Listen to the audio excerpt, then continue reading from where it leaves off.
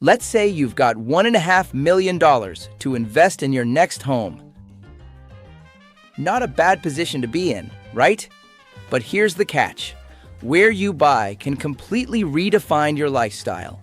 In this video, I'll show you exactly what that budget gets you in two very different cities, Miami and Manhattan. Same money, different square footage, different lifestyle. Let's compare. Let's start in Miami. Living in Brickell or Wynwood means you can walk to restaurants, cultural hotspots, and in the Bay. For $1.5 million in Miami, you live the lifestyle. A luxury condo in Brickell, Edgewater, or even Sunny Isles gives you a 2 bedrooms and 2.5 bathrooms, between 1,300 and 1,500 square feet, a balcony with ocean or bay view, brand new appliances, floor-to-ceiling windows, high-end finishes, a building package with amenities, pool, gym, spa, concierge. Oh, and yes, parking included. And if you buy pre-construction, which I personally think is a very good idea, you may find more space and amenities for the same budget. Miami's property market performance in recent years, per public reports, of around 12% in the recent years, making it a lifestyle upgrade, a smart investment, with no state personal income tax. Now let's head north, Manhattan. Bay views, something rare in New York City, where green space and open water views often require a subway ride or a long walk. Same $1.5 million. What do you get? Maybe a 1-bedroom, possibly a bathroom. Somewhere around 700 square feet. Often no view, maybe no outdoor space at all. Or course, no valet parking, no pool, no spa. And here's the kicker. Parking? Forget it. In most parts of Manhattan, $1.5 million gets you a small unit in an older building, often with outdated finishes and hefty monthly HOA fees. And during the last few years, Manhattan's average annual appreciation has been roughly 1 to 2%, not to be mentioned higher state taxes.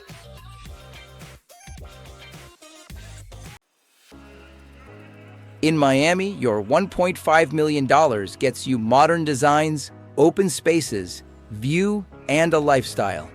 In Manhattan, that same money buys you limitations. Not just more than square footage, it's about freedom.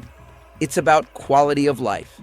In Miami, you walk downstairs to your gym, your spa, a cafe. In New York, you're lucky if the elevator's working. HOA fees in Brickell Wynwood average around $1 to $1.50 per square foot monthly, often including all the amenities.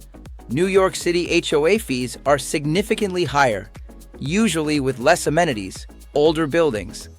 Miami average property tax rate is approximately 0.83%. Let me repeat that, 0.83%. In New York, it's around 1.69%. Utilities, maintenance also tend to cost less in Miami. You make that choice. And then there's the climate. January in Manhattan, snow, ice, gray skies. January in Miami, 75 degrees, flip-flops, ocean breeze, and we haven't even talked about taxes yet.